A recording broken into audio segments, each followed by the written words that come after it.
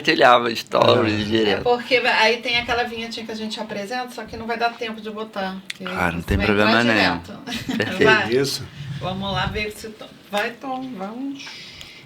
Rapaz, eu gosto assim, ó. Você que tá chegando aqui agora, não deixa de curtir, compartilhar e ficar aqui pra gente falar muito sobre uma coisa que nos une, cultura. Não só que a gente produz, mas que a gente é forjado nela. E nada melhor do que falar isso hoje com o nosso amigo Pablo Merroeiro que tá aqui, mas principalmente na véspera da Semana da Leopoldina, dia 23. 23 de 1886 foi inaugurado o Ramal Leopoldina, ali aonde? Em Ramos. E a gente está exatamente no mês da padroeira da Leopoldina, festa de Nossa Senhora da Penha. Então a gente não pode esquecer de falar de cultura, um lugar que tem Imperatriz Leopoldinense, Cacique de Ramos, Reduto Pixinguinha, 100% suburbano, né? E para falar de cultura, a gente está aqui com um cara que eu sou muito fã, sigo o trabalho dele há muito tempo, mas não tive o prazer ainda de trocar pessoalmente. Então, Pablo, porra, muito obrigado, irmão. Hoje vai ser um prazerzão. Prazer meu. Já vamos começar brindando aqui, porque, pô, esse papo merece um brinde. E, Pablo, eu vou começar logo, você vai se apresentar, evidentemente, mas já vou começar logo levantando uma pergunta aqui no ar. Como é que a cultura te captou? Ou como é que você foi capturado pela cultura? Depois que você se apresentar, fica à vontade, porque eu acho que o nosso caminho começa a costura, Serzi, por aí. Primeiro, agradeço aqui a presença nesse trabalho que vocês têm produzido, né, de uma forma tão cuidadosa e potente, assim, né? Pô, obrigado. Eu acompanho, né, então eu gosto muito de estar ouvindo vocês e tal. Eu acho que a cultura, ela é o que nos forma, né? Eu sinto que isso desde cedo foi me interessando, assim, num certo sentido, porque, de uma certa maneira, eu nunca me senti muito bem incluído, assim, sabe, dentro dessa programação, assim, que parece que quando a gente nasce, não, você tem que ir pro colégio, aí depois do colégio você tem que e depois você tem que trabalhar, e depois não sei o que, você vai ganhar dinheiro, vai ter uma... Eu falo, cara, mas, nossa, isso deve ser muito chato, deve ser muito chato ser grande. Eu pensava isso quando era criança, deve ser muito chato ser mais velho, assim, sabe? Mas pela cultura e pela forma que eu via as pessoas se relacionando, eu falava, pô, a vida é boa, a vida é muito boa e a vida é pra ser vivida. E eu sinto que uma coisa na minha família que sempre me interessou muito era o interesse em conversar, sabe? Meu pai é daquelas pessoas que passam na rua e falam com todo mundo. E meu irmão também, e eu sou assim, minha filha também é assim. Minha filha tem 2 anos. Conversa com todo mundo. Então tem esse interesse em conhecer, né? De um interesse pelo desconhecido, num certo sentido, mas um interesse de se reconhecer no outro, eu acho. E eu acho que a cultura que, num certo sentido, me deu chão, assim, né? E é isso, quando a gente fala de cultura, eu gosto de pensar muito cultura nesse modo expandido, assim, que tem a ver com a nossa forma de pensar, tem a ver com a nossa forma de caminhar na Terra, de se relacionar com as pessoas. Então, e dentro disso, né, existem universos muito distintos, sabe? Sei lá, quando eu ia no Maracanã Novo, eu me lembro que eu mal vi o jogo. Eu sou flamenguista, mas não sou fanático, mas sou flamenguista. Cara, mas eu ficava olhando pra arquibancada, eu ficava olhando pra torcida. Assim, uma coisa que sempre me interessou muito foi as multidões, sabe? Esse comum, sabe? Perder a sua identidade no meio das pessoas, mas ao mesmo tempo você conseguir se reconectar, né, a quem você é, mas ter esse momento, assim, de ser muitos. E isso eu também via no terreiro, assim, como é que uma pessoa pode ser uma cobra? Ela pode receber uma mulher, ela pode receber uma pessoa que viveu há 300 anos atrás, e de pessoas de lugares distintos, e isso tá aqui. E isso foi me interessando muito, cara, o que tá aqui, essas histórias, e buscar as histórias, porque eu acho que uma marca, da gente como carioca e brasileiro, né, latino-americano, é que a colonização apagou, né, a história a identidade do nosso povo. Mas, de uma certa maneira, a gente vai percebendo que tem uma coisa ali, um jeito. Sei lá, eu fui para Cuba há pouco tempo, eu fiquei chocado andando em Havana. Eu falei, cara, é muito parecido com carioca. Eu não imaginava. É mesmo que é o que é parecido? Mais ou menos, O jeito, o jeito de falar parece que é o mesmo povo falando uma outra língua.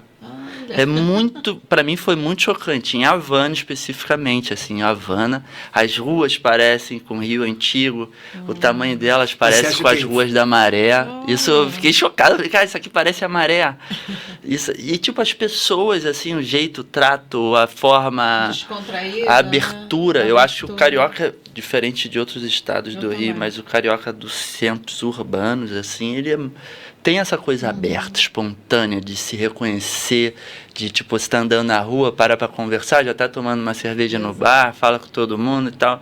Tem uma coisa assim de você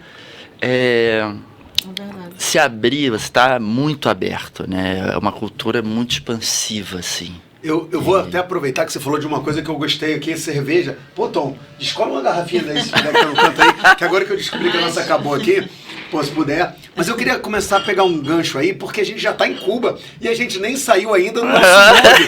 Eu quero começar. Valeu, obrigado, irmão. Pô, obrigadão. Não, vamos viajar para Cuba, mas a gente sempre tem uma tradição aqui de começar pela história de formação, pelo chão, pela terra, por esse caminho que nos forja, que é a nossa identidade suburbana.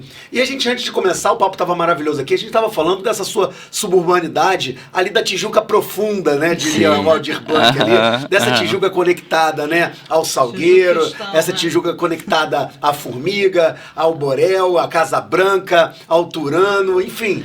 Vamos falar um pouquinho dessa tua formação, porque você contou a história sua, mas eu acho que nos identifica enquanto cultura de rua, essa possibilidade da troca, de encontrar o outro, que é um elemento de identidade que a gente forja no cotidiano. Então eu queria entender um pouco dessa formação do Pablo, nessa relação de Tijuca, que ora é elitista e ora é popular. Qual era a Tijuca do Pablo e como é que você se forjou ali, Pablo?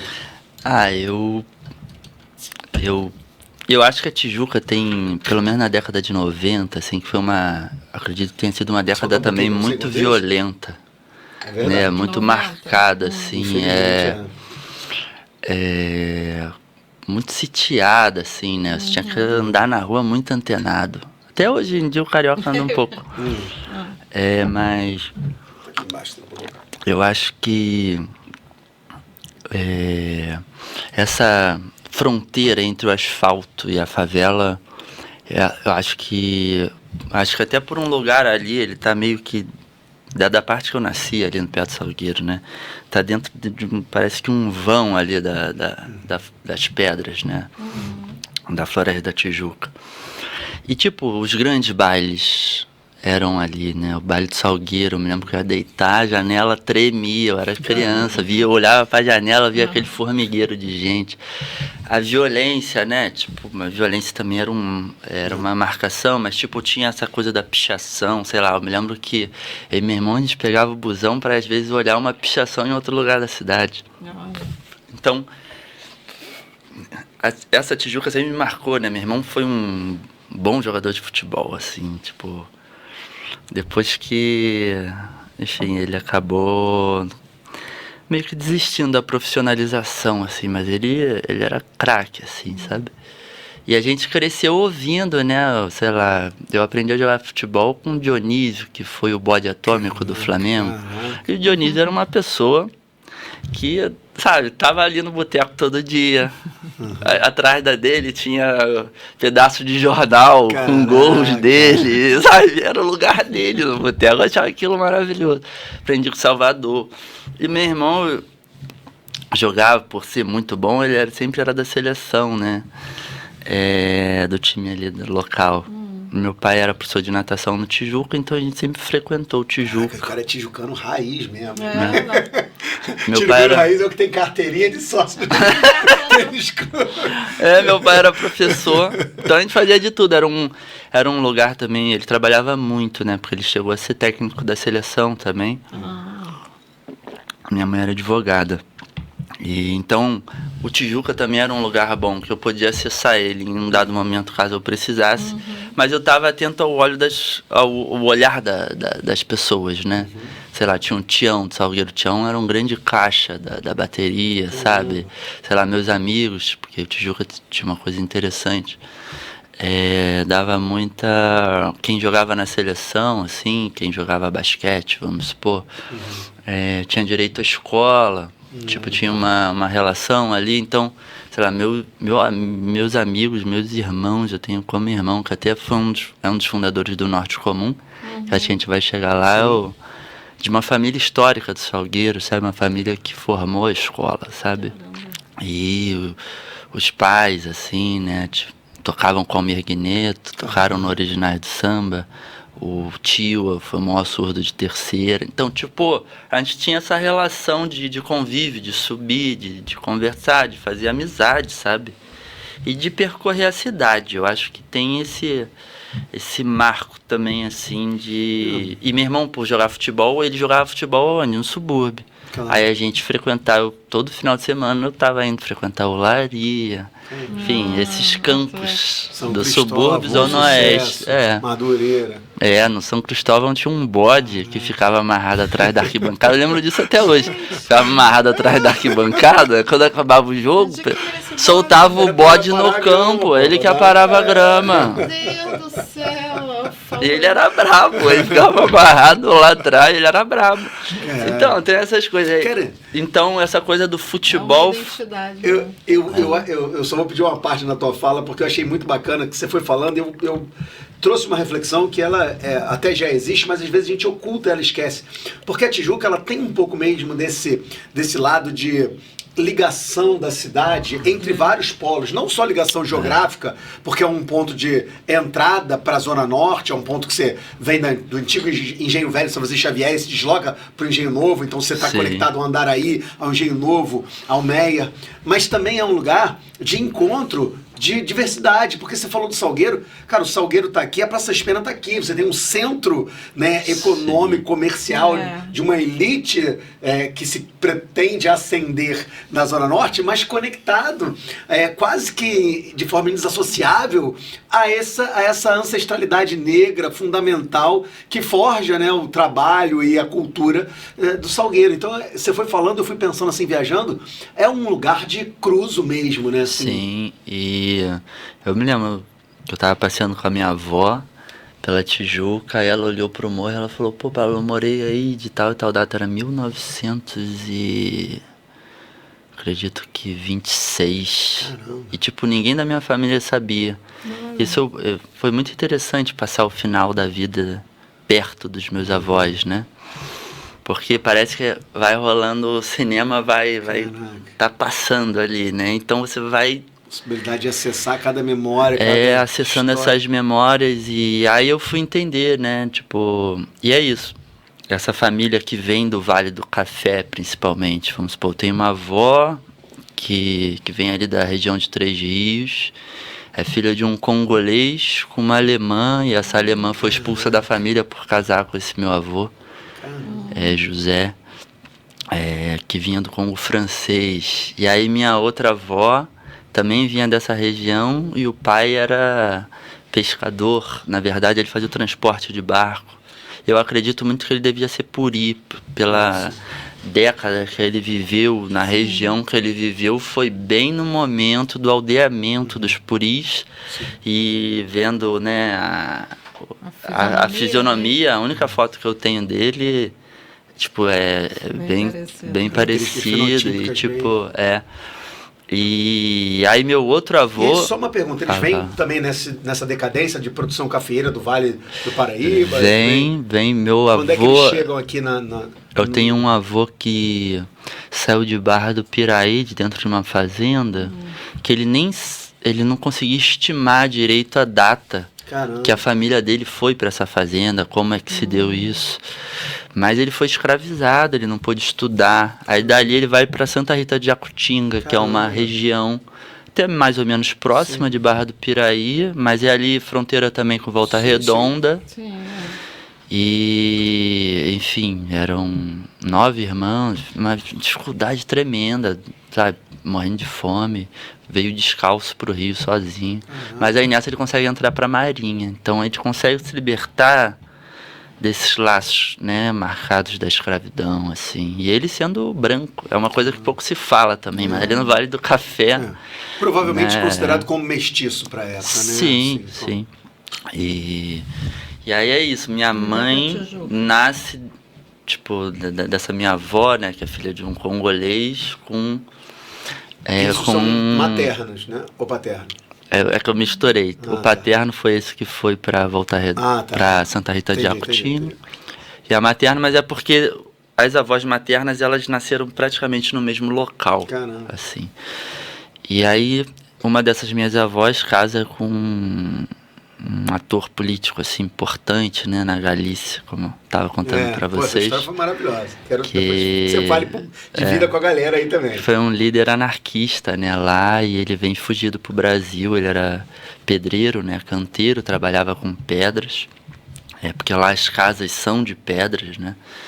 E aí parece que quando eles tentaram matar o Franco, no dia que iam matar o Franco, porque sabiam que ele estava escondido em Pontevedra, alguém caguetou, aí saíram matando todo mundo, nessa ele veio pro barco, entrou dentro de um barril e veio parar no Brasil. Nesse caso dá para contextualizar, que é a década de 30, 40, ali, 37, Guerra Civil, dá para entender mais ou menos que contexto é esse. E aí todos esses fugidos da Guerra Civil iam se instalar no Alto da Boa Vista, que foi onde ele foi morar. Porque como era quente para ele, lá era frio, né? Mas como era quente para ele, parece que o coração dele inchava. Então o médico falou, cara, vai morar no lugar mais frio na cidade. O mais frio era ele subiu alto. Cara. Então essa minha avó foi morar com ele lá. Minha mãe nasceu lá no Alto da Boa Vista. Mas enfim, eu acho que tem esse marco. E essa família que veio do Vale do Café veio se espraiando pelo subúrbio. Essa minha avó que foi morar no Salgueiro, morou antes no colégio. Sabe, a família toda do meu avô, esses outros irmãos que ele foi conseguindo trazer depois pro Rio, foram morar pelo subúrbio. Eu me lembro que ele me contava que ele saía pra beber no subúrbio e ia entrando nos terreiros. Tipo, eu falava, cara, que loucura. Mas você, Pablo, é um tijucano nascido e criado, é isso? Nascido e criado. Você, apesar de todos esses atravessamentos da tua família que trouxeram, obviamente, suas heranças, mas assim, você fincou... Tua raiz, teu umbigo tá lá na Tijuca. Sim, da minha filha. Minha filha hoje, nasceu em casa ali perto do Hospital do Andaraí. Mas eu acho que assim, o Rio de Janeiro, assim, né, e a Tijuca, né, é uma coisa meio curiosa, assim, né, parece que o Rio vai soterrando, né, todas as histórias, assim, sei lá, outro dia eu passei em frente ao meu colégio, fiquei perdido na rua porque eu não encontrei ele, tinha virado um prédio. Qual era o seu colégio? Foi o colégio mais interessante que eu estudei, assim, que foi o Lúcia de Carvalho.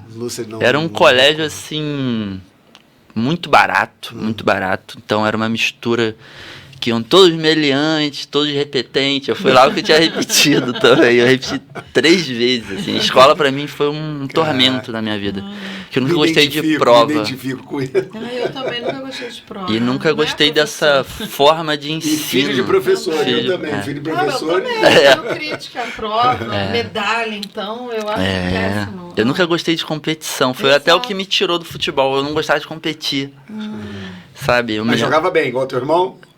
Igual meu irmão não, mas eu jogava bem, sabia jogar bem. Jogava de quê? Que posição? Eu era zagueiro, mas tipo... Olha, tem uma fama aí, quem vai pra zaga não é tão bom assim.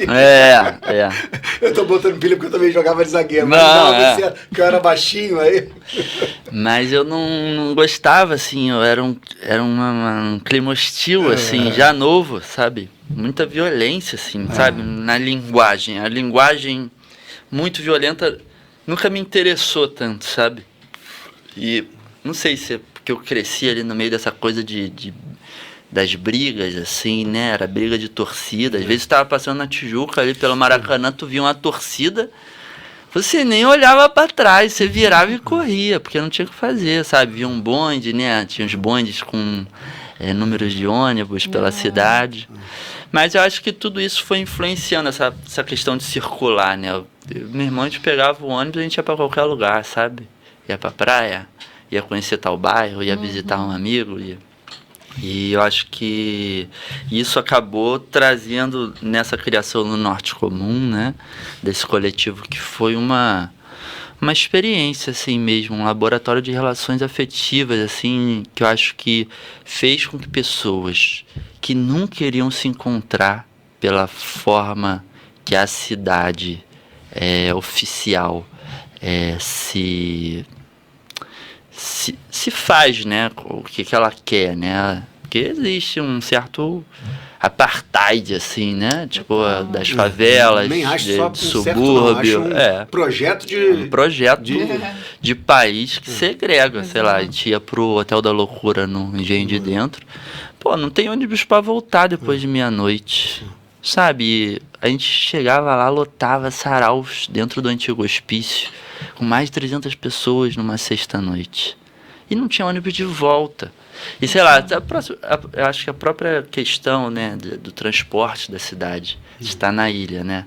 Tinha um grande amigo do coletivo, que fez parte do coletivo, que era da ilha. Pô, pra ele chegar às vezes, o Thiago Diniz, poeta. Até hoje. Pô, ele demorava, sei lá, 3 horas sempre, sabe? Pra sair da ilha, eu me lembro que uma vez ele chegou 7 horas atrasado numa reunião. E a gente, tipo, ninguém era muito pontual, mas 7 horas. 7 horas Mas isso foi muito legal. Acho que o Norte Comum ele trouxe também esse período da minha infância que eu vivi percorrendo junto com meu irmão, vendo ele jogar futebol. Vamos entrar. O Pablo já puxou a pauta do Norte Comum, mas eu só quero fazer um link para essa pauta porque é fundamental. Cara, é importante que a gente contextualize. Porque o Norte Comum ele foi um agente, o que a gente hoje convenciona chamar de coletivos, né, e que é realmente uma força muito significativa, tem talvez um expoente significativo nas ações do Norte Comum como incentivo, como estímulo a essa prática de cultura de sociabilidades suburbanas, dessa ideia de que o bar é um espaço de troca, de que a rua é um lugar de aulas públicas. A gente vai falar muito disso. Mas eu só quero, antes disso, entender se existe algum momento paradigmático, simbólico para você, em que você fala assim... Cara, agora eu vou ser o Pablo do designer, agora eu vou ser o Pablo do produtor cultural, agora eu vou ser o Pablo... Isso existiu antes do Norte Comum? Existiu. Ou foi no Norte Comum que isso se materializou para você como um projeto? Eu era muito interessado por skate, surf, punk rock, numa da época da minha juventude. Eu era pagodeiro até os 12. Caraca, assim. Peraí, do pagode ao punk rock, vamos Do devagar. pagode ao punk rock. Minha mãe chegou com um cavaquinho em casa, eu falei, mãe, agora eu tô... eu adoro cavaquinho. Eu também, agora eu tô tocando, tô tirando os chorinhos e tal. Mas eu... que era isso. Eu acho que essa história do meu avô, assim, também foi um marco, assim, sabe, de luta por igualdade, por justiça. Minha mãe também é marcada, assim, nesse sentido, na época da ditadura, sabe? Foi um período muito triste, né, para todo brasileiro, mas, sei lá, ela perdeu o namorado dela, foi aquele garoto que foi morto dentro da faculdade. O Edson? Quem? O Edson não, o Edson foi no calabouço, foi depois do Edson, foi na manifestação. Sim. Foi na manifestação, era namorada dela. Caramba, movimento. E minha mãe, assim, muito petista, sabe? Dali do começo do PT. E... sei lá, meu avô, ele, por ser, né, uma pessoa importante, assim, dentro dessa... como líder político na Espanha, ele se relacionou, e por também ser um grande pedreiro, vamos supor, um engenheiro, né? Sei lá, os muros deles não caíam, sabe? Então ali a parte do alto praticamente inteiro do aterro, foi ele e o pai dele que fizeram. Caramba. O pai, porque ele veio antes também desse momento que ele fugiu. Ele veio criança para ajudar o pai. E eles fizeram ali praticamente o Alto da Boa Vista todo, a não ser o muro que caía, que era um muro que eles deram um preço, as freiras não queriam pagar. E aí falou, então não vou fazer. Aí o muro caía, chamaram ele, iam pagar o preço, e falou, não, vocês não acreditaram na minha palavra, porque ele é uma pessoa de palavra. Mas Ah, agora eu me perdi um pouco. Eu perguntei se existe um momento que você antes do Norte Comum, Sim, você sim. Aí cara, tem essa coisa de tipo, porra, eu quero mover as coisas, mas parece que do jeito que funciona a vida, tipo, vai ser muito desinteressante pra mim. Então eu tenho que tomar parte disso, sabe? Sei lá, porque eu cresci na Tijuca, eu me lembro que na Zona Norte inteira só se falava, tipo, publicamente de violência, sabe? E quando eu olhava aquilo, eu falava, cara, não é possível. Esse lugar foi o polo mais moderno, pra mim, assim, né? Foi um dos polos mais modernos de cultura, né? Parar pra entender o que aconteceu na década de 20, 30 ali na Estácio, né? Tipo, a formação, né, do samba. Pô, do Estácio, depois o próprio samba do Noel, a transição com Mangueira. Estamos falando de grande Tijuca. Tipo, as escolas, né? As grandes escolas ali nesse bolsão. Mas a Unidos da Tijuca é uma das escolas mais antigas também. Sim. A gente fala pouco, mas ela está ali, né, logo depois das grandes, não só do Estácio, né, ainda da turma do Ismael Silva, né, do Bid, Brancura, a galera ainda do Vai Como Pode, do Deixa Falar, mas também está perto ali da Mangueira, que é da década de 20, 1928, está ali perto da Portela, e logo depois vem esse movimento forte de trabalhadores também, da Unidos da Tijuca, que a gente fala pouco, mas é importante, né? Fundamental. Sim. O Salgueiro já é um pouco depois, mas a história do samba passa muito pela essa grande Tijuca, que nem você está falando. Te cortei pra... Não, e isso foi me marcando, assim, porque parecia que todo mundo tinha saído. Saía da Zona Norte para tentar ir morar na Zona Sul, sabe? Isso eu achava muito estranho, assim, até o momento que... Até o Aldir Blanc é um personagem importante, até na formação do Norte Comum, assim, porque a gente foi, eu e meu irmão, pesquisando, né, sobre a história do bairro, a história da Zona Norte. A gente falou, caralho, que nasceu não sei quem, pô, Nelson Cavaquinho nasceu na Barão de Mesquita, pô, Noel Rosa nasceu aqui, não sei o quê, pô, mas aí minha mãe sempre falava, mas o Aldir Blanc ainda vive ali na Muda. E a gente, caraca, né, ele vive ali na Muda e tal. Ah, mas o Ginga... mas o Ginga hoje em dia mora lá no Jardim Botânico e tal. Tudo bem, mas... Tipo, a gente foi... mas o movimento universitário nasceu ali. João Bosco, Aldir Blanc, e foi um polo de modernidade que eu acho que mudou a música do Brasil, assim, né? Parar pra pensar na importância do Jorge Ben. O Renascença. Assim, sei lá, tu pega também... o Cacique de Ramos. Cara, o que é o Cacique de Ramos, assim? Né?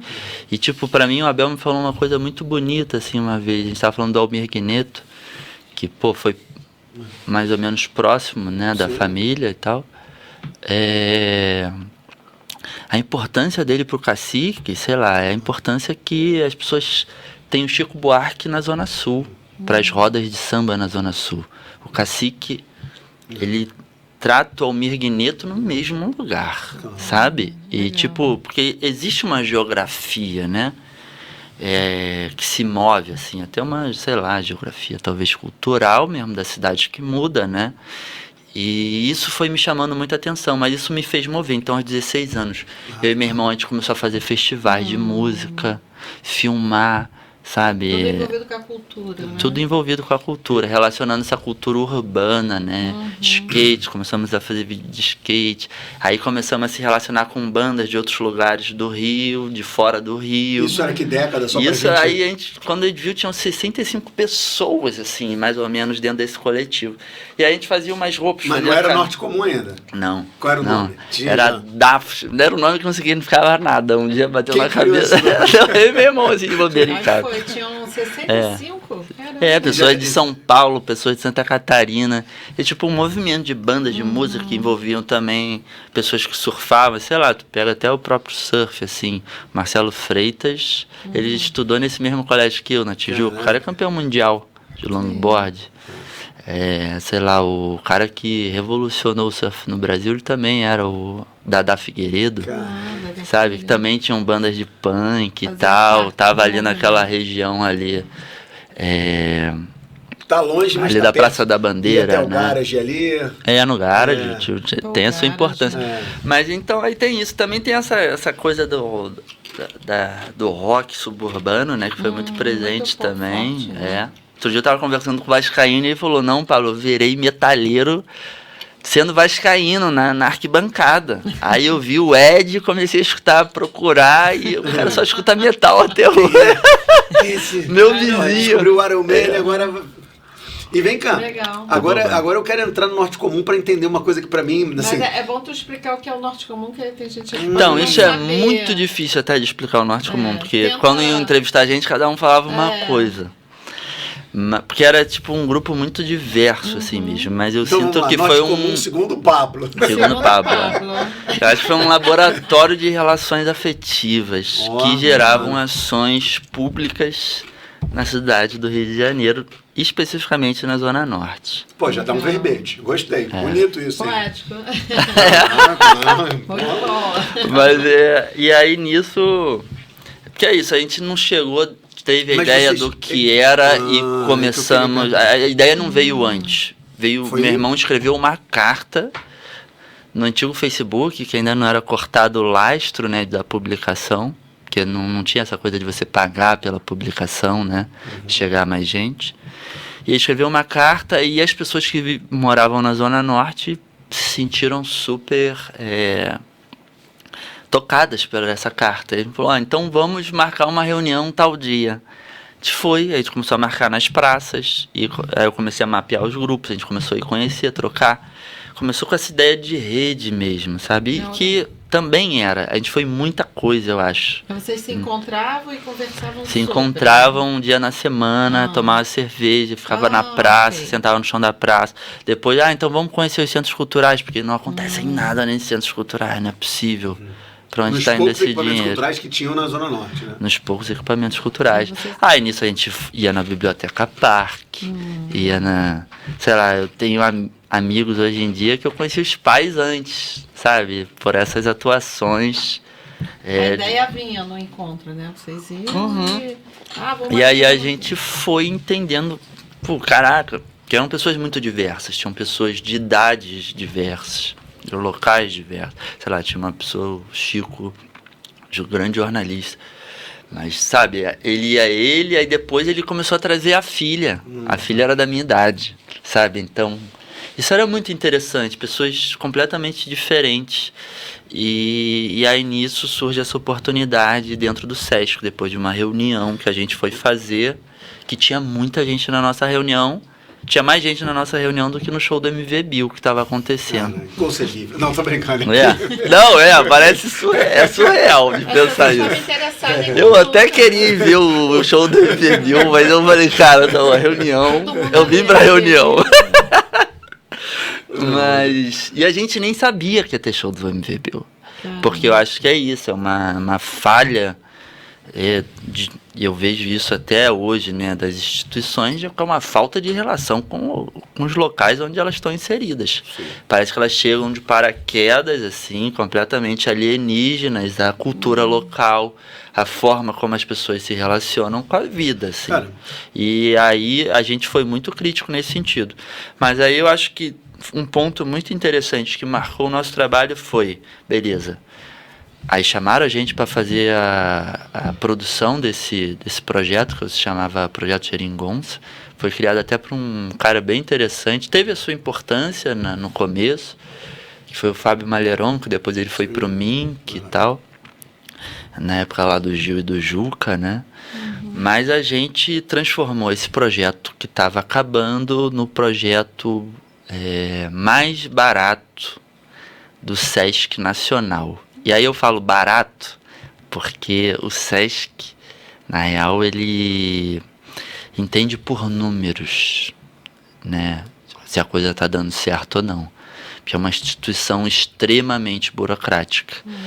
E o gasto que eles tinham com o nosso projeto, o investimento e a quantidade de pessoas que frequentavam, retorno, né? Que era contada, né, de retorno, era maior do que o Sesc Nacional inteiro. Sei lá, e se gastava muito menos. Sei lá, a gente começou no projeto, eram mais de 12 pessoas na produção. Aí inclui pré, pós, curadoria, filme, vídeo, fotografia, design, ganhando R$400. Porque existia uma burocracia do Sesc que não podia contratar, né? É só ela edital. Só que foi uma coisa espontânea. Mas eu acho que tem um marco nessa curadoria que a gente topou fazer, vai ser tudo aberto. Então as pessoas chegavam, às vezes, nunca tinham vindo numa reunião no Norte Comum, a gente abria, vai ter reunião no SESC. Chegava lá, tava com a diretora do SESC, ela, quem é você? A pessoa se apresentava. Ele não vinha aqui porque é uma reunião aberta. E aí já lidava ali com a reunião e é isso, eu acho que foi uma vontade de fazer amizade, vontade de conhecer e vontade de fazer coisas acontecerem, sabe? Pra tu ver que tinha muita gente querendo fazer coisas acontecer que foi crescendo, né? Só faltava de uma iniciativa, fala. Não, eu ia falar que tem duas coisas que até hoje me afetam muito no subúrbio, negativamente, que eu acho que a gente ainda não tem uma ação efetiva para contrapor isso. Uma delas é a falta de gestões públicas de cultura. Por mais que a gente tenha alguns equipamentos de cultura pública que fomos adquirindo através de lutas ao longo do tempo, como as próprias areninhas, ainda tem uma dificuldade de acesso, de gestão local, o que a gente quer, como a gente pode participar, como a gente pode pautar quem vai estar aqui. Esse negócio de cair um artista de paraquedas, mandado pela secretaria, ainda é uma realidade que, infelizmente, inviabiliza a formação de público em alguns lugares. Sim. E a segunda questão, desculpe, Pablo, só para fechar, claro. A gente ainda tem uma dificuldade de ter uma agenda coletiva suburbana, que acho que era fundamental, porque muitas vezes a gente faz eventos concorrendo entre si sem saber que você aqui está fazendo uma atividade que pode ter lá também. Então, eu acho que são questões que o Norte Comum trazia para a pauta de discussão na sua época e que ainda hoje são fundamentais para que a gente possa pensar em democratização de cultura na Zona Norte, na Zona Oeste, nos subúrbios do Rio de Janeiro. E eu acho que também é pensar de uma forma de cultura menos estigmatizada, sabe? Vamos supor que, como é que é o suburbano? Aí, sei lá, a pessoa pensa como é que é o suburbano, assim. Um estereótipo. Mas, cara, o suburbano é muito múltiplo. Mas, ao mesmo tempo, assim, se você for pensar, né, na importância, sei lá, a gente fez um Ágoras Cariocas com 100% suburbano, que foi histórico. Depois desse, eu acho que a gente não fez mais até. Que foi no dia que tava o Eduardo Paes e o Freixo. No mesmo dia, no mesmo local, a gente falou, cara, tá estranho isso aqui, mas foi histórico. Foi um dia lindo, assim. Mas tu vê a importância de um Pixinguinha pra formação, sabe, do Brasil, assim, sabe? É civilizatória a questão mesmo, assim. E parece que, sei lá, a casa do Pixinguinha hoje, você vai olhar a casa do Pixinguinha hoje, é brincadeira, sei lá, a casa onde Tom Jobim nasceu. Tom Jobim nasceu na Conde Bonfim. Cara, a casa dele é mato. Derrubaram a casa dele é um campo baldio. Em qualquer lugar do mundo que tivesse nascido o Pixinguinha, ou Tom Jobim, seja lá onde for, cara, teria um centro cultural ali. A casa do Paulo da Portela caindo aos pedaços, as coisas inconcebíveis. E eu acho que a gente também foi buscando sempre caminhar com a história do nosso lado, e com a história dos bairros, e tentar conversar sobre essas histórias com as pessoas que estão nos lugares. Aí daí que saiu o Ágoras Cariocas com o Simas, né? Primeiro a gente chamou o Simas para um projeto que a gente fazia no SESC, que ele falou sobre o Luiz Gonzaga, deu super certo, e aí dessa ideia a gente começou, vamos seguir a linha do trem, vamos até o último ramal. Então a gente foi indo, sabe, e era incrível, assim, sabe, porque era isso, ele abria a fala, mas ele abria a fala pra gente conversar, sabe, eram aulas públicas, mas com a participação das pessoas que viviam no local, as pessoas contavam suas próprias histórias, porque é isso, eu acho que num geral, né, eu conheço o Brasil, assim, né, tipo, eu acho que a gente fica muito focado no cânone, sabe, a gente fala Gilberto Gil, Caetano Veloso, seres inacessíveis, assim, põe eles num lugar, né, não, é um orixá e tal, cara, não, o cara é um ser humano, e eu acredito muito nisso, eu acho até que o trabalho do Norte Comum, ele, de uma certa maneira, me deixou isso muito evidente para mim. É que não existe essa pessoa sozinha. Sabe, falam até lá do grego, né, essa coisa do gênio, né, o gênios, sei lá como é que se falava, mas o gênio, ele não surge sem uma cena, que também é sínios. Então precisa de uma cena, sabe, para as coisas se movimentarem. E aí, se você for pegar né? Eu acho que o subúrbio, para mim, a grande marca do subúrbio é que ele consegue manter, assim, de uma certa maneira, dentro das suas possibilidades, né?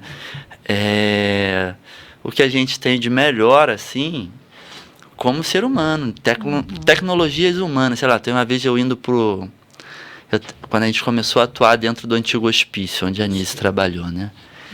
Eu vi uma casa, chegando ali no Engenho de Dentro, quando a rua dobra, para chegar no hospital. Tinha um cara, 2 de fevereiro, o cara tinha botado a churrasqueira da casa na calçada. Era uma casa que era em cima de uma pedra, a casa então era bem em cima, você subia uma escada. Mas a churrasqueira da casa estava na calçada, aberta para a calçada. É como se eu chegasse ali com um carvão e uma cervejinha e o churrasco estava feito, sabe? É uma churrasqueira pública. Sei lá, no Andaraí eu ainda vejo isso, sabe? Todo dia as pessoas põem cadeira na calçada, sabe? É mesmo? Ali na Paula Brito, final da Paula Brito, onde eu moro. Sabe, uma coisa assim de relação humana, assim, essa tecnologia humana.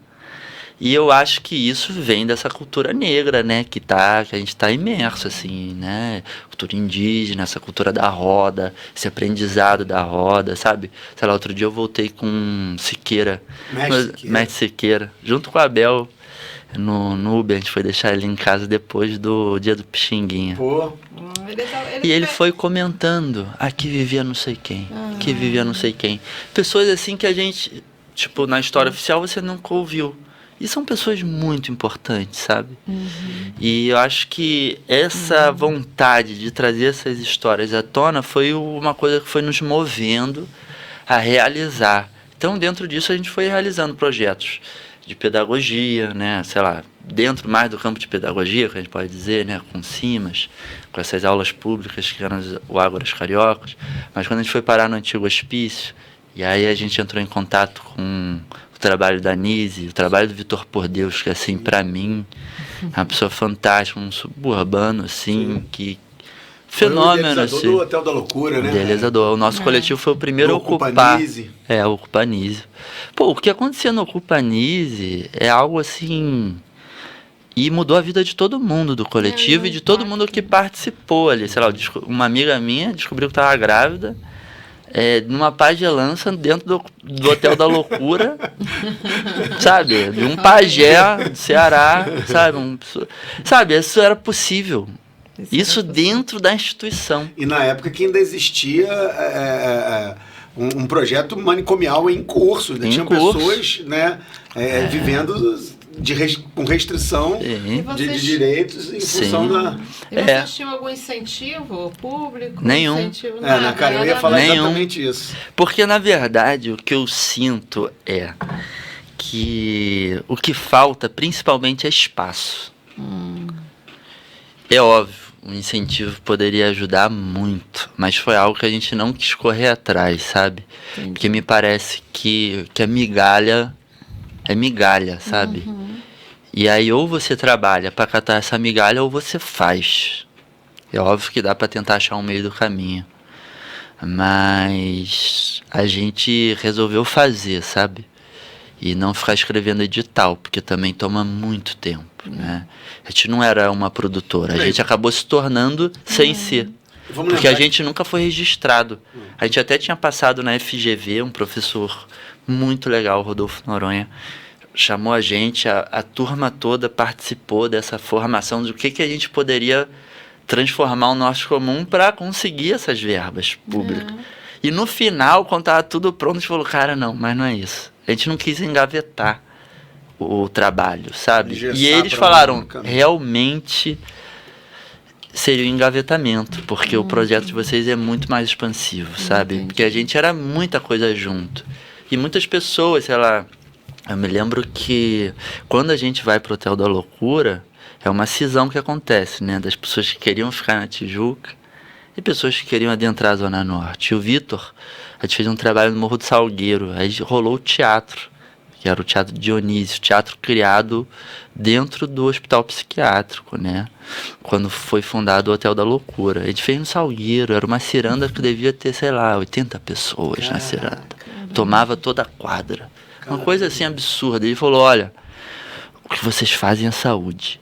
E aí eu sabia que era saúde pra mim, assim, por isso volta à primeira conversa que a gente teve, né? Mas eu não conseguia entender de fato o impacto ainda muito claro, assim, na vida das pessoas. Eu sei que fazia bem, eu sei que é interessante, eu sei que é divertido. Mas, porra, eu vi pessoas voltarem a falar. Caraca, que forte. legal. Voltarem a sorrir, abrir isso, vai transformando a pessoa abre o peito. Ao invés de estar assim, ela vai se abrindo. E vai se abrindo para o mundo. Pessoas, pacientes ou clientes, como a Nise gostava de chamar, né? Porque eles eram clientes do hospital. Porque o hospital parece que marca assim como gado as pessoas, né? Você é maluco.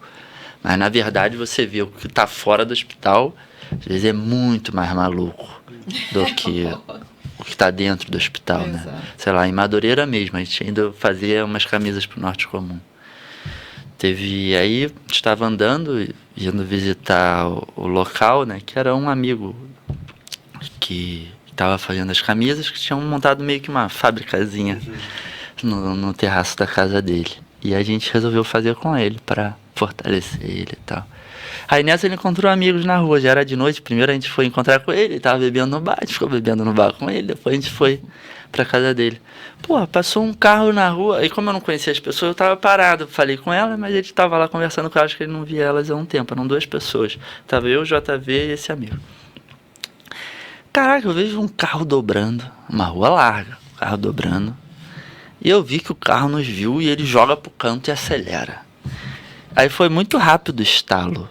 Eu tipo, caraca, esse carro vai atropelar a gente. Nossa. Eu dei uma abraçada assim, Caramba. 4 pessoas. E empurrei todo mundo e o carro só lambeu o retrovisor na gente. E aí esse meu amigo era bombeiro que tava fazendo camisa. Ele saiu correndo, xingando o cara parou o carro. Eles discutiram, o carro veio voltando, dando ré, veio voltando devagarinho. E aí os garotos que ele tinha parado pra conversar, ele falou, cara, fica todo mundo junto, senão a gente vai morrer. E aí o cara abaixou o vidro do carro. E eu falei, cara, por que você quase matou a gente? Foi o que me veio na hora. Aí o cara, porque a rua não é lugar de se conversar. Que isso? Eu falei, cara, você quase matou a gente. Aí ele repetiu, a rua não é lugar de se conversar. Eu tô falando isso porque é importante num certo sentido. E um mês depois, tava rolando aquele problema na Rocinha, estavam tentando pegar, acho que o NEM. Sim. Caraca, pegaram o NEM. Quem tá na foto na capa do jornal? Esse cara era do BOPE. Cara, Esse cara tinha jurado esse amigo de morte. Esse meu amigo foi até morar fora do Rio. que loucura, gente. E eu acho que o Norte Comum, de uma certa maneira, eu entrei nessa história porque, na verdade, a rua era o lugar de se conversar. A rua era o lugar de se Por divertir, essência, de se por encontrar, por essência da rua. Por essência do carioca, sabe? Por essência da nossa cultura, que é uma cultura de roda, uma cultura de encontro, diaspórica. De uma certa maneira, eu acho que o Norte Comum, ele é de encontro nisso assim mesmo, né? Não, a gente precisa lutar pela rua, por uma rua pública, por uma rua, sabe, que a gente possa exercer a nossa liberdade, exercer o nosso ser. E tipo, até o mesmo Hotel da Loucura, né, que a gente foi, a nossa primeira sede foi dentro de um hospital, né? Foi dentro do hospital psiquiátrico. Pô, mas o nosso trabalho que a gente exercia no hospital era radical, assim, era uma coisa que né, a instituição sabia nem como operar. Tanto que caiu a Dilma, a gente no outro dia levou um chute na bunda. E a gente foi chutado do hospital, porque era realmente... ia de encontro. Demais, ia de encontro. E eu me lembro que teve uma coisa que no hospital foi o Marco. O Vitor falava assim pra mim, eu falei, caraca, primeiro dia lá, ele falou, Pablo, você não sabe uma coisa? Pergunta. Coisa mais simples. Sabe? E aqui todo mundo é ator, todo mundo é médico. Então você não sabia quem era maluco e quem não era. Ao mesmo tempo, todo mundo começava a acessar lugares muito, né, guardados dentro de si. Assim. Eu me lembro que no primeiro dia também, tava lá sentado, tava rolando uma roda com universitários. da escola de medicina, e eles contando mais ou menos do hotel. Chegou uma pessoa, uma cliente do hospital, tô com dor, aí caiu no meio da roda. Aí nessas pessoas já foram atender, umas começaram a ver, pô, é isso, não é isso, entendendo, né, tocando e tal, perguntando. Outras já começaram a dar um passe, fazer um reiki. E as pessoas começaram. Aí o Vitor viu que não era um problema grave, ele como médico, e aí começou a cantar. E aí começou a dar a mão, vamos fazer uma roda. Aí os alunos entenderam, começou a fazer uma ciranda e todo mundo cantar. E ali, dado terceira música, ele para e fala, você tá bem? Ela, eu tô maravilhosa! E saiu cantando sozinha. Aí a partir disso as fantasias ficavam abertas para todo mundo que quisesse chegar, entrar, pegar. Às vezes era engraçado, você tava andando no Hotel da Loucura, tinha um urso passando. A gente desce do hospital isso é muito forte, como né? bloco de carnaval, porque era isso, era trazer também o que a gente é de fato. Quem é o carioca, quem é o suburbano, sabe? O que a gente faz de fato, o que a gente fez de melhor, o que nos faz ser o que a gente é. Cara, aí veio o carnaval dentro do hospital e aquele meu primeiro dia, tava eu e mais alguns amigos do nosso comum. O Abel, a nossa relação se estreitou ali.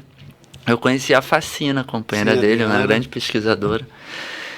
E aí a gente para dentro de uma das... para perto, né? A gente estava passando o bloco de carnaval, no meio-dia, acho que era uma segunda-feira. Passando dentro do hospital. E a gente para num lugar que já era uma casa, né? As pessoas estavam parando, desativando as alas de dentro de internação dentro dos prédios para botarem em casas. Uma dessas casas. Mas a casa era como se fosse um galinheiro. Toda gradeada em fora. Era uma casa toda gradeada. E aí, porra, o bloco começa a cantar, a música atrai. E aí, porra, as pessoas vão chegando perto, né? Os clientes do hospital foram pra grade querendo se divertir. Exato. Coisa mais básica da vida. E é saúde isso, né? E aí eles começaram a balançar a grade, o Vitor foi e declamou do Drummond. E aí no final ele, voa, passarinho! E aí os malucos que podiam andar, transitar, sair, voltar, e os não malucos, e os estudantes, e todo mundo, voa, passarinho, voa! Aí o cara começou a destruir a grade, que era pra não deixar ele sair. E aquilo foi muito chocante. Eu falei, cara, o que tá acontecendo aqui no subúrbio do Engenho de Dentro é algo assim, sem parâmetros para saúde mental no mundo. Isso foi sabe? Quando? Isso foi 2012, 2013. É porque a gente ficou até a derrubada da Dilma. Mas era muito radical. E depois vocês tiveram que sair? Aí a gente declarou o projeto como... A gente fez um ritual para acabar com o projeto, porque a Secretaria de Saúde botou uma pessoa alienígena para gerir esse projeto. A gente falou, não, você nunca botou o pé aqui dentro. Você nem trabalha com psiquiatria transcultural, você não faz a menor ideia do que você está fazendo. Sabe, isso daí eu acho assim muito desleal, assim. Exato. E aí a gente resolveu encerrar. Hoje em dia o trabalho ainda continua. Ele fundou o Teatro Clínica Dionísio, que atuava no Meia. E agora foi ali para a região do Arpoador e tal. Você estava falando do impacto. Eu só ia pegar um gancho numa coisa que eu acho importante falar.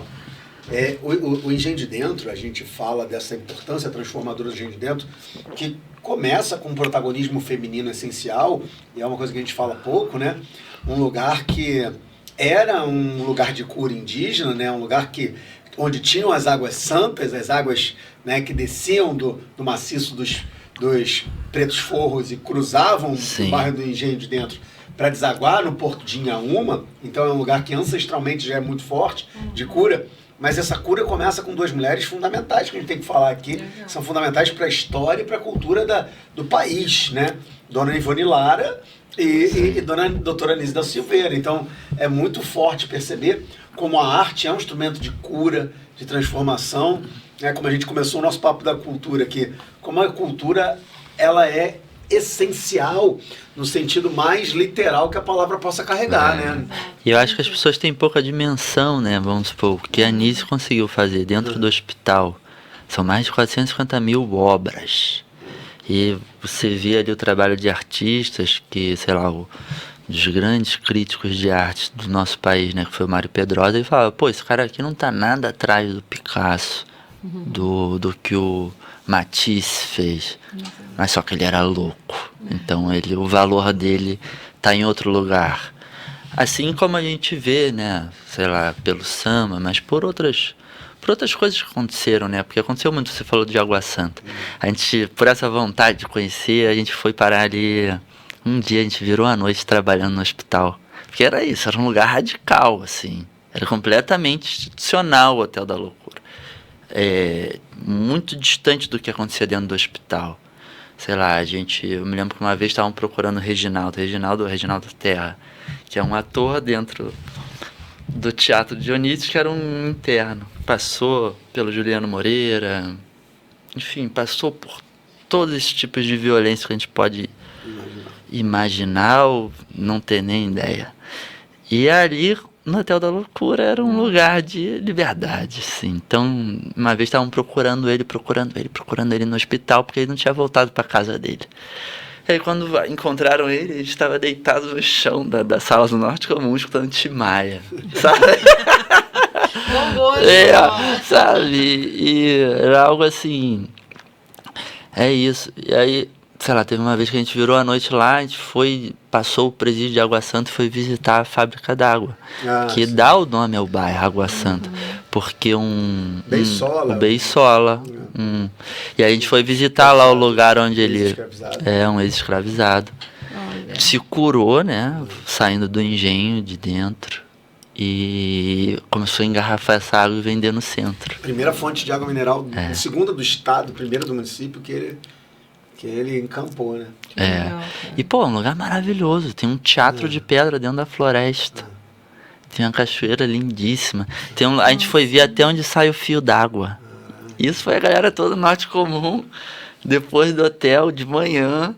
Pô, a gente foi lá e tu entra num lugar, né? Que, pô, magnífico, assim. Tu entra no antigo quilombo. Tu vê lá um lajedo, né? Onde os negros ficavam, os negros que fugiam do engenho. Coisa fenomenal, assim, coisa sabe? Explorada, né? Nossa, E pouca coisa a ser parece que o que deixam pra gente é só a mão pesada do Estado, sabe? E, na verdade, se a gente conseguir entender, né, o que foi produzido aqui, levantar essas histórias como vocês têm feito, a gente consegue se entender melhor como gente, sabe? Entender melhor, a gente ter mais saúde mental. Porque o que é saúde mental, né? Você exercer, você ter essa relação psíquica com a sua história, né? Tipo, com a história dos teus pais, dos teus avós, sabe? Conhecer a história do teu bairro, sabe? Saber onde você pisa, não perder essa relação, né? Porque foi cortada essa relação com a colonização. Então, e eu acho, assim, que o subúrbio, nesse sentido, pô, é o que a gente tem, talvez, de mais precioso mesmo, sabe? Porque... É verdade. Tem como a gente explorar bastante coisa e divulgar. Eu acho que com as redes sociais hoje, a gente, às vezes, se todo mundo se juntar, consegue uma amplitude maior. Mas também tem uma contradição da contemporaneidade, né? Que ao mesmo tempo a gente tem muitas possibilidades, mas elas são tão fluidas que às vezes não se materializam, né? Às vezes não se concretizam em ações práticas. Mas é igual eles começaram assim, começaram a expandir e tomou uma dimensão. Tomou uma dimensão muito grande. A gente tenha que começar a fazer essa... Quantas ações o Norte Comum conseguiu Foram mais de 150 públicas, todas elas de graça. Sem financiamento. Sem fomento direto.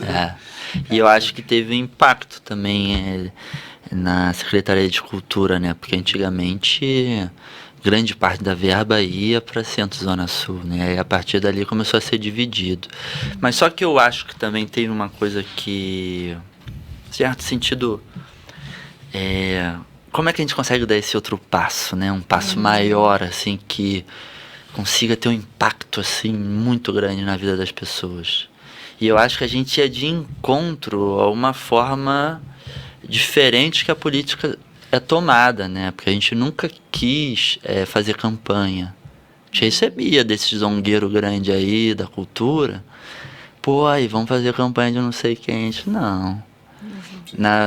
Eu me lembro que na época de 2012 eu fiz um cartaz, enfim, falar, né? Contra o Eduardo Paulo, contra o... Como é que é o nome dele? Esqueci lá, o cara que bateu espancou a mulher dele, sabe? Pedro Paulo. Nossa, melhor nem ter falado. Era melhor nem ter falado. Mas, pô, o pessoal da secretaria ficou bolado, porque achou que fazendo ações locais, como era uma pauta nossa, a gente ficaria calado.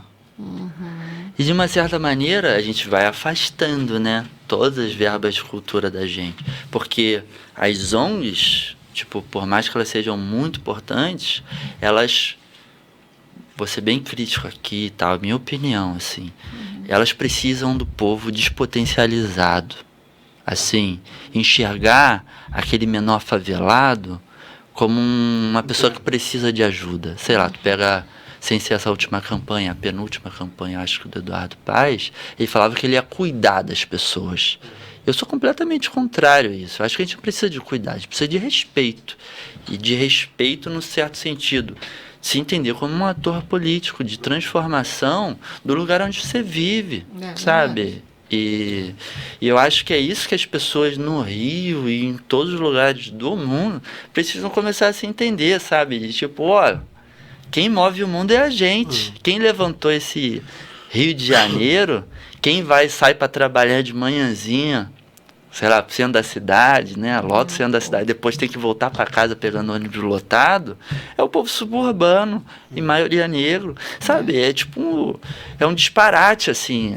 E eu acho que é uma cidade muito pensada pro turismo. A gente fez um trabalho também do Norte Comum, que era reivindicar essas outras imagens do Rio de Janeiro, um trabalho já ligado à fotografia, porque muitas pessoas, muitos atores dentro do Norte Comum, eles vieram da escola de fotógrafos do Ripper, na Maré. Do Observatório. Fotografia popular. E eles saíram de lá como personas não gratas, isso daí falado pelos donos. Porque quando você começa a tomar parte das coisas, e aí sim falar, não, a gente precisa, sabe, se entender mesmo, lutar pelo que é nosso. E tipo, eu sou morador daqui, sabe, eu não sou alienígena, sabe, eu conheço o lugar onde eu vivo, as pessoas, né. Pô, sei lá, pra mim o maior, né, ativista cultural da Maré era o Zé Toré, um grande amigo, porra, que era dono de um boteco, que sempre fomentou a galera do desenho, sabe, a galera da música. Porra, com um boteco. Com um boteco ele conseguia, Com um boteco, né? Ele movia muita coisa, sabe? Sem dinheiro nenhum. E era isso, assim, a grande dificuldade que a gente vai tendo, assim, eu acho, é que parece que tudo vai sendo cerceado também, porque ao mesmo tempo que a gente toca nesses lugares, vamos supor, eu me lembro que quando o Norte Comum, ele não acabou, porque a gente não teve essa conversa, a gente meio que se entendeu o momento e se desfez. Mas, porra, tinha um cara que foi o chefe da Força Jovem do Vasco durante muitos anos. Tinha um garoto que tinha fugido de casa, sabe, lá do último pão da linha do trem, por ser gay, sabe, tipo, existia uma quantidade de pessoas ali transitando, porque era isso, em todos os lugares que a gente foi, a gente deixava a porta aberta. Foi quando a gente foi para dentro do hospital psiquiátrico, a gente falou, porta aberta sempre. Então a nossa reunião poderia demorar 1 hora, mas não. Às vezes chegava uma pessoa, ela ia participar, ela se expressava, às vezes ela cagava nas calças, e aí você tinha que ir lá limpar.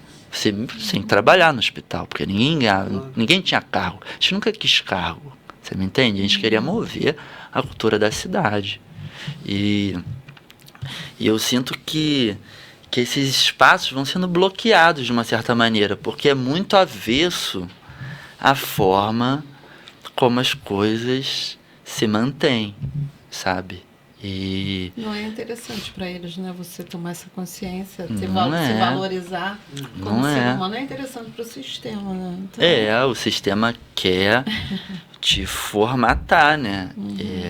E eu sinto que o Norte Comum foi essa experiência, assim, sei lá, eu me lembro de um amigo que até faleceu, Que ele foi um cara, eu conheci ele na época que ele passava droga na praia, quando era moleque lá, que eu ia filmar, a galera surfando, andando de skate. Foi um moleque correria, mas um moleque esperto. E depois ele foi estudar, virou um puta economista, viajou o mundo todo, o caralho. Aí um dia ele foi visitar a gente lá em Benfica, a gente tinha uma casa em Benfica, que era isso. Chegava lá, porta aberta, cozinha aberta, todo mundo cozinhando, bebendo, brincando.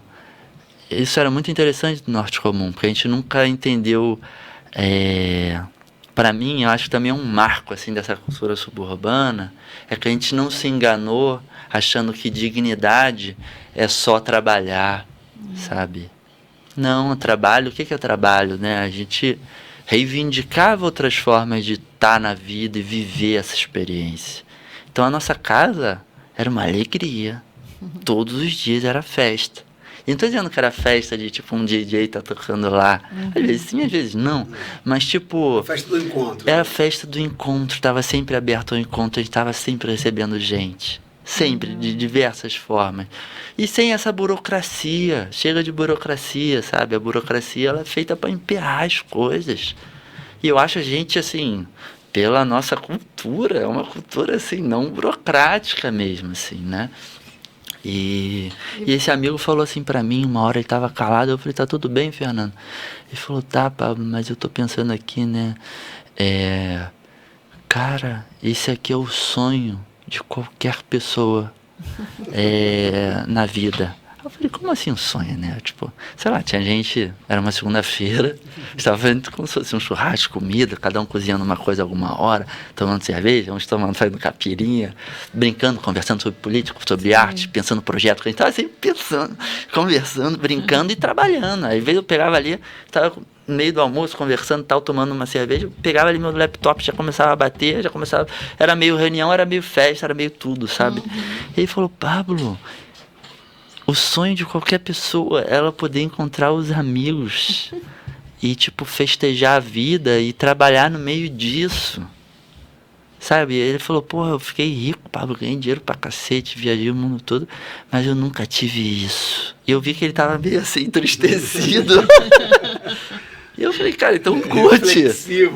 Eu nunca tinha pensado nisso, assim, mas eu falei, cara, então aproveita, né? Você tá aqui, aproveita. E eu acho que é essa riqueza do encontro, assim, que a gente não pode perder, e o que eu acho que poderia ser pensado como política pública. Exato. Existem pessoas atuando em toda a Zona Norte. Pessoas que movem as coisas. Basta, sei lá, essas pessoas que têm poder financeiro, político, enxergarem isso e fortalecerem o que já existe. A gente não precisa de muita coisa. Perfeito. É pouca coisa pra gente viver em paz. Porra.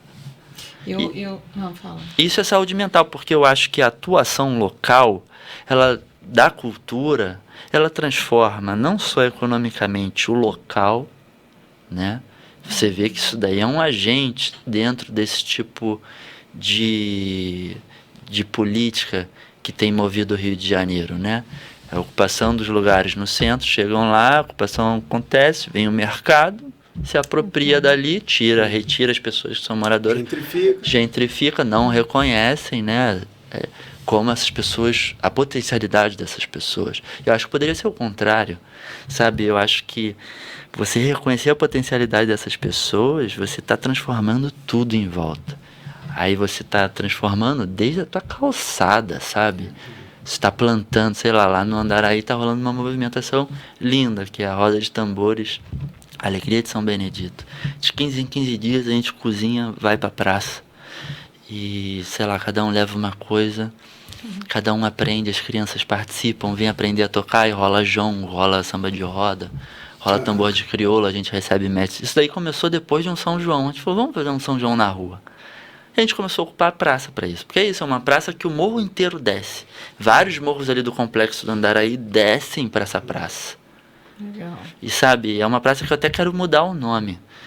Qual o nome? Tipo, o nome é Nobel, mas o Nobel é o criador de bomba. É um cara, assim, completamente avesso à vida. Pô, sendo que ali viveu a Chiquinha Gonzaga. Cara, que absurdo. Sabe? Podia ser a Praça Chiquinha Gonzaga. Eu acho que é nesse nível de atuação, de entendimento do lugar onde a gente vive, reconhecendo quem viveu ali. E aí a gente ali na praça, na atuação, eu vou todo dia de manhã com a minha filha. Eu vou lá, eu comecei a plantar com ela, aí as crianças começaram a participar. Aí todo mundo planta junto. Aí uma mãe outro dia falou pra mim, caraca, Pablo, meu filho tem 7 anos.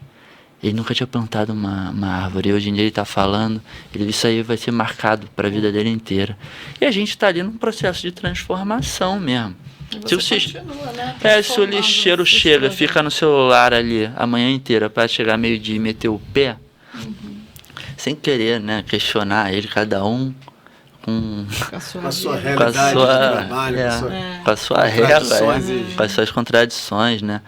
Mas, pô, eu chego ali, eu fiz o aniversário da minha filha até hoje comenta sobre esse aniversário, os amiguinhos comentam que a gente fez um Bumba Meu Boi. Chamou o mestre Cacau, cara do Maranhão, que vive aqui no Rio de Janeiro, um grande mestre. E aí ele faz um Bumba Meu Boi das crianças, né? O boizinho estrela. E aí, cara, a gente fez o aniversário dela, fez a fogueira, a gente faz uma fogueira, faz questão de fazer uma fogueira, fazer um churrasco na praça. Isso aí a gente faz, tipo, praticamente semanalmente. Se deixar, a gente faz toda semana. Mas a gente falou, cara, não, vamos organizar de 15 em 15 dias para as pessoas entenderem, né? Tudo bem, assim. Mas é isso. A praça, tem um cara lá que cuida da praça, numa parte da praça que ele plantou, ele vem lá do Ceará. Porque é isso, o Rio é marcado pela imigração. Não dá para falar o Rio sem pensar em migração para o Sudeste. Não dá. Assim, num certo sentido, eu acho isso muito importante. E ele falando, porra, Pablo, lá eu plantava, trabalhava no campo. E aí ele vai lá, ele botou uma torneira na praça. Aí outro dia eu tava conversando com uma pessoa na praça, ela falou, pô, mas ele puxou da onde essa torneira? Eu falei, puxou um gato, pô, óbvio. Ela, pô, mas gato? Eu falei, cara, ele tá regando a praça, ele tá plantando. Olha aquela quantidade toda de árvores, foi ele que plantou. E ele que vem regar todos os dias. Ele vem limpar, sabe? Você não tem noção de quão bom para as pessoas é isso?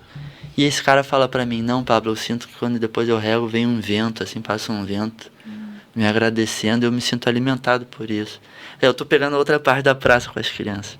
Sabe, eu acho que é isso, mobilizar essas mudanças, porque o que vem chega de paraquedas, chega sem conversa nenhuma com quem vive no local.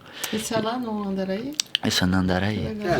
Mas esse exemplo que o Pablo está trazendo no Andaraí, ele acontece em vários espaços onde a gente está terreirizando a cidade, onde a gente está se apropriando dela. O Andaraí é maravilhoso falar disso, porque tem várias referências que você pode falar. Tem uma igreja de Cosme Damião, onde é um marco simbólico. Tem Flor de Mina, que traz a herança, né, dessa cultura de samba. Mas a praça é o lugar do encontro, é o lugar onde essas possibilidades se estabelecem.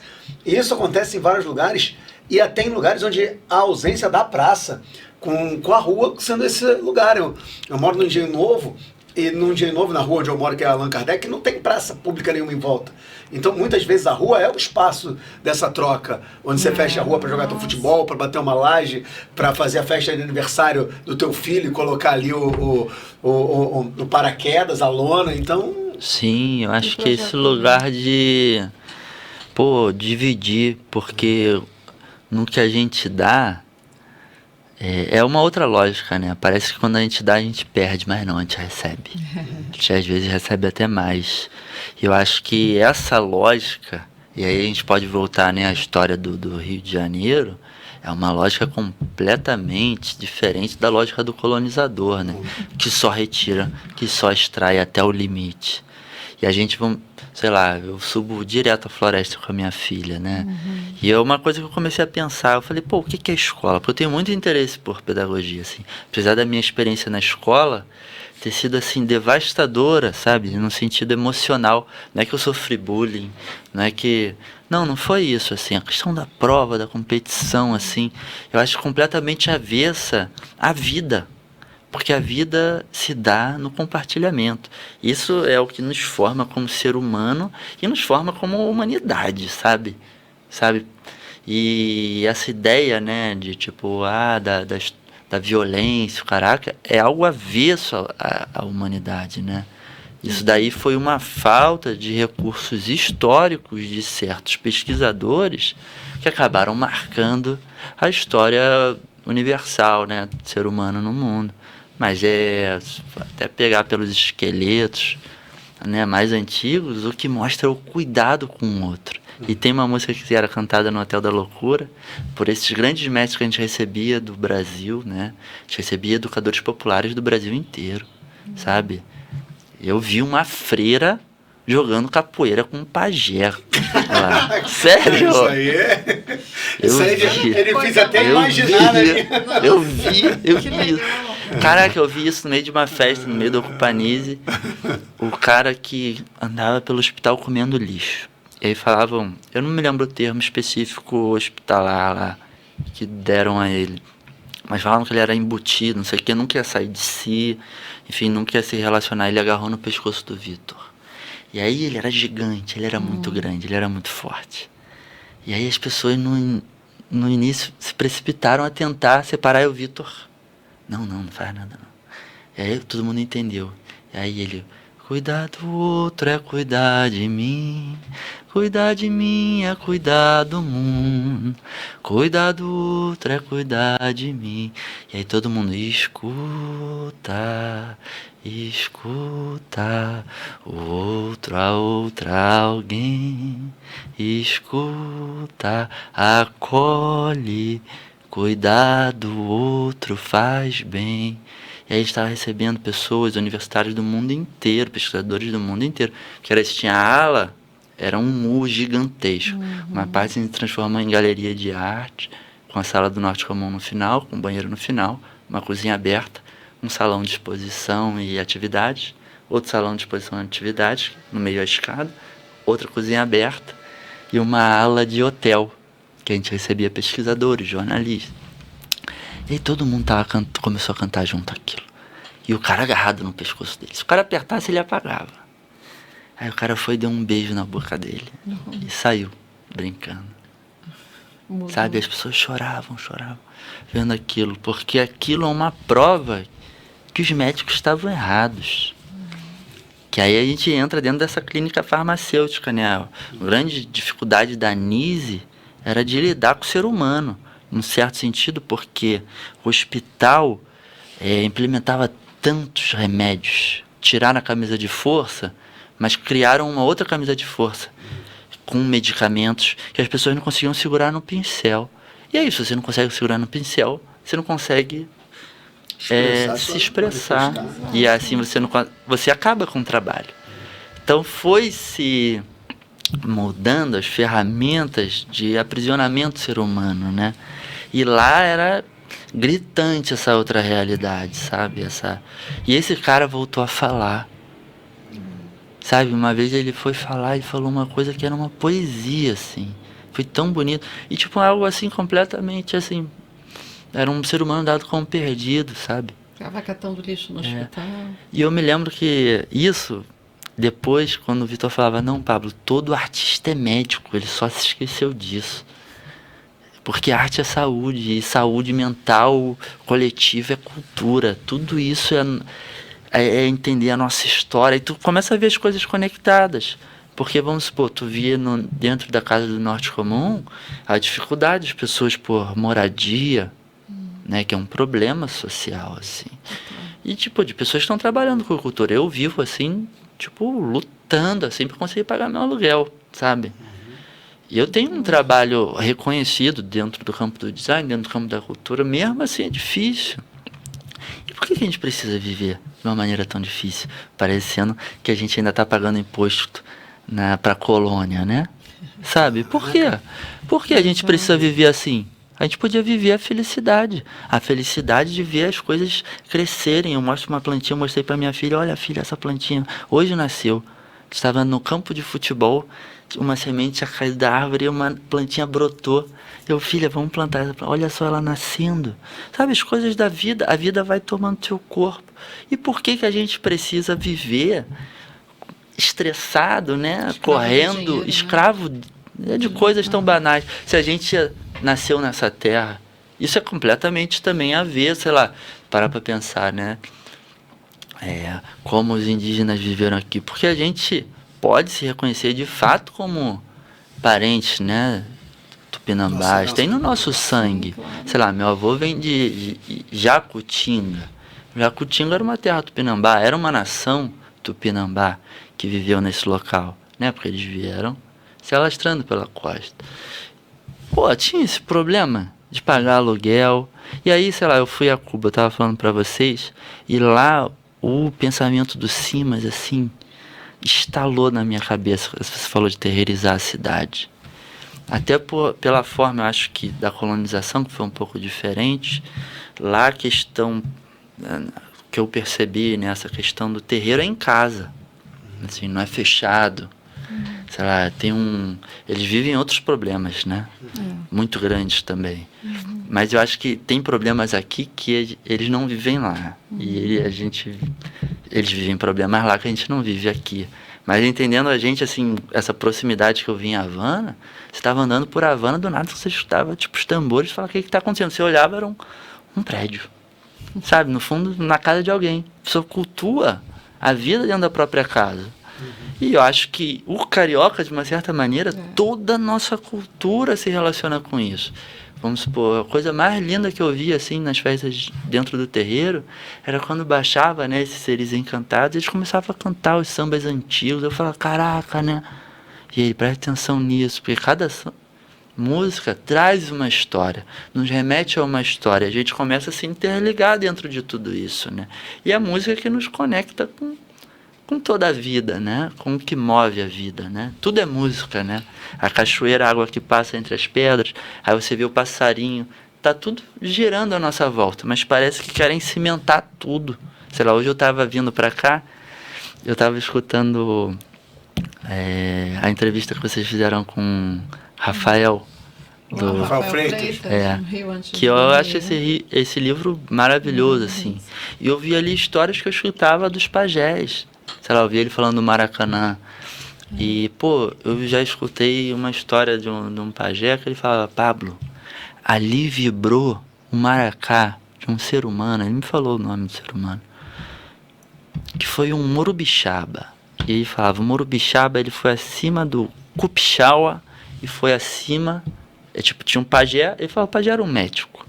Aí tinha um Cupixaua, ele estava acima do médico. E tinha o acima do Cupixaua, que era o Morubixaba. Como... Morubixaba também. E ele falava, Pablo, esses caras, eles tiveram a altura, ele falou, vou te explicar mais ou menos, assim, de um Jesus Cristo na Terra. E onde o maracá dessas pessoas vibraram, a energia continua forte até hoje. E muitas coisas acontecem nesses lugares.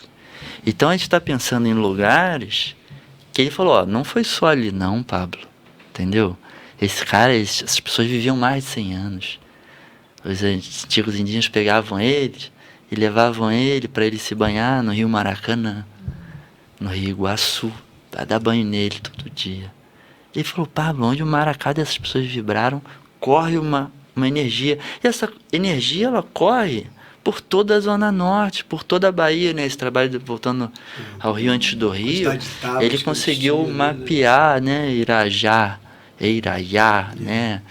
Essa eira, essa abelhinha. Quando ela chega lá em casa, eu falo, caraca, filho, olha só a eira que vem, sabe? E tipo... Tu vê essa relação com esse solo, né? E esse solo onde vibrou o maracá de pessoas muito importantes, que a gente não faz ideia, sabe? Tipo, a história oficial, tipo, realmente solapou. Mas tu vê onde fizeram o Maracanã, era onde era essa grande aldeia. Isso que ele me contou, né? Não tá dentro da história oficial. Mas ele falou, cara... O Maracanã tá ali, aconteceram tantas coisas para reivindicar essa história. Hoje, né? E tipo, é a nossa história, não uma história avessa, gente, sabe? Porque tá no sangue de todo carioca.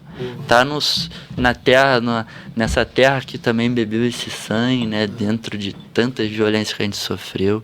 Sei lá, o pai do Araribóia foi um grande pajé, sabe? O próprio Araribóia que a gente estava falando aqui, né? Pô, Araribóia foi um grande líder. E um líder do povo dele, que lutou contra os tupinambás. Infelizmente se aliou, né? Aos portugueses. Infelizmente não, porque os outros estavam aliados aos franceses, né? É uma tecnologia de colonização que esses povos europeus tinham, né? Mas eu acho que dentro do que mora na gente, assim, mora tudo isso, né? Mora tudo isso. Mas eu acho que a gente pode escolher caminhos para a gente traçar muito mais alegres, muito mais divertidos e muito mais respeitosos com toda a vida que nos cerca, que faz parte da gente, né? Porque a gente é uma multiplicidade de coisas. Exato. Eu vou te falar que eu sempre falo isso, que papo que é bom dura pouco. Pô, O nosso tá acabando. Mas eu tô achando maravilhoso, porque a gente Pablo. Começou com aquilo que o chão trouxe de pertencimento para você e tá voltando para essa origem histórica desse chão. Sim, eu vou até pedir pro Tom pegar mais uma cerveja pra gente brindar aqui, Tom. Duvido tu pegar pra gente. Mas eu queria... A gente tá terminando mesmo porque eu falei pro Pablo e a gente tem se prometido aqui não prender o convidado por tanto tempo assim também. Mas eu queria primeiro agradecer demais por a gente ter trocado e dividido essas experiências tão reflexivas. Confesso que nesses minutos finais eu fiquei aqui pensando mais introspectivamente. Valeu, Tom, tu é brabo, cara. E que a gente não pense que tá sozinha fazendo tudo no subúrbio, né? Essa transformação que a gente quer fazer, o Papo do Subúrbio, você lá. Posso botar uma cerveja? No terreiro. Continue isso, que as pessoas tenham ciência. No terreiro, uma coisa eu perguntei sobre um preceito que tinham feito. Em relação aos ancestrais. E ele falou, Pablo, são todos os ancestrais que ascenderam. Todos. Desde sei lá, de toda a tua linha. Isso envolve bichos, isso envolve o ser humano antes de ser ser humano. Mas é tudo que te empurra para a vida. É como se fossem 10 mil mãos te empurrando para a vida.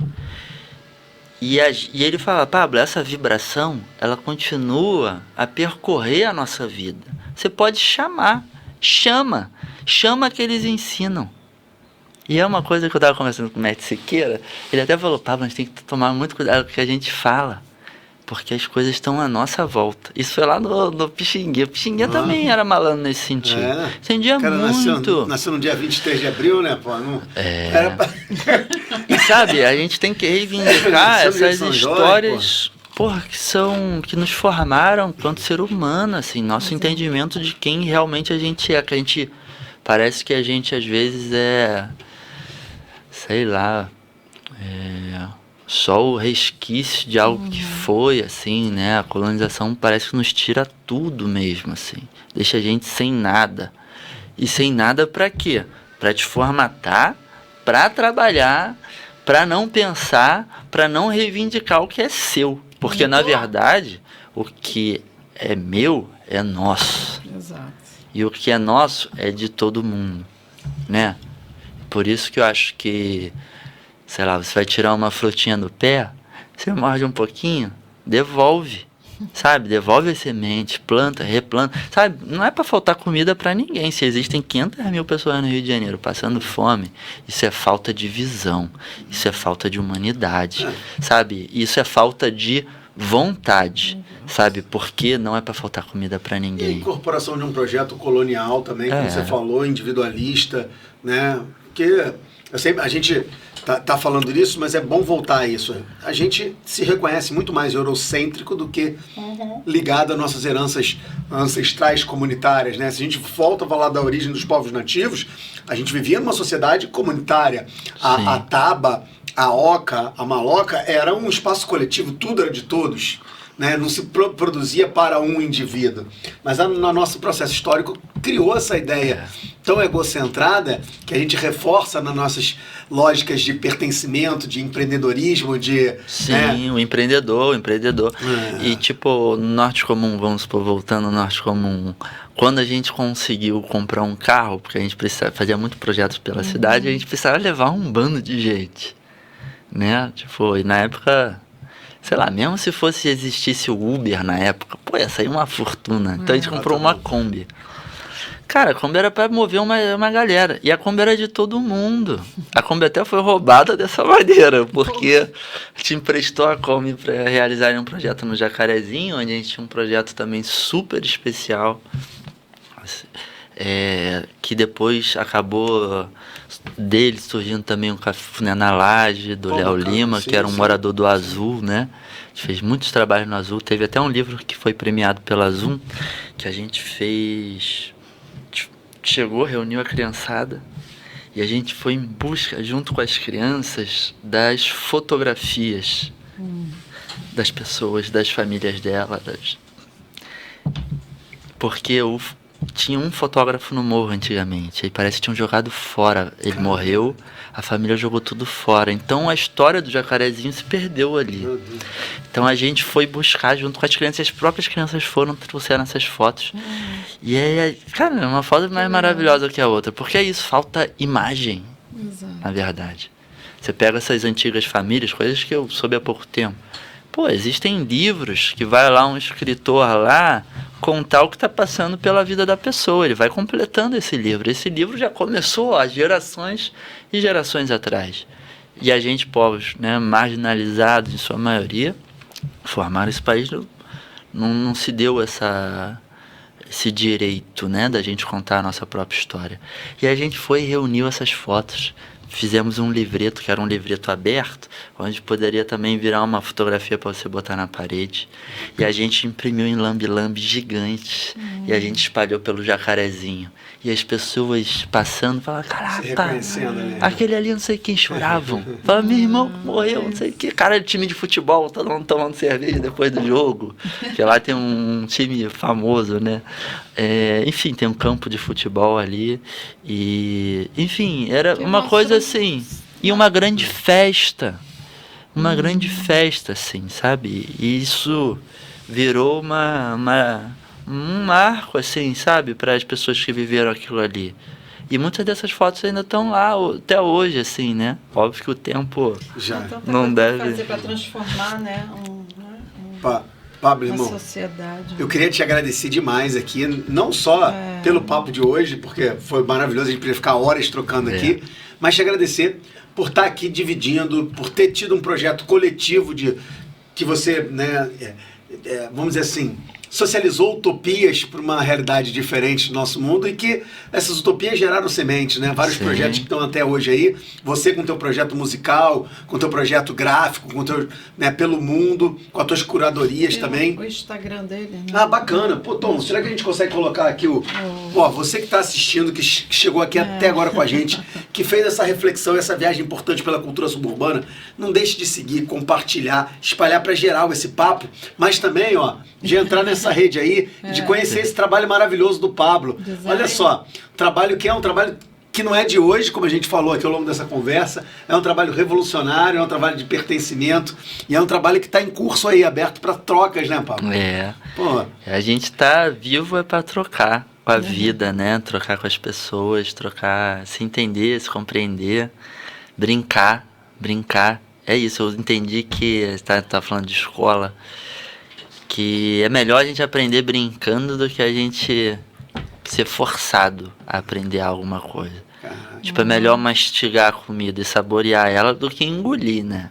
Exatamente. Sabe? Então, eu acho que a gente, pô, tá aqui, tá vivo, sabe? Acordou. Vamos celebrar. Te acordou, né, pra celebrar a vida, sabe? Me lembrou, é melhor ser alegre que ser triste. É a melhor coisa que existe.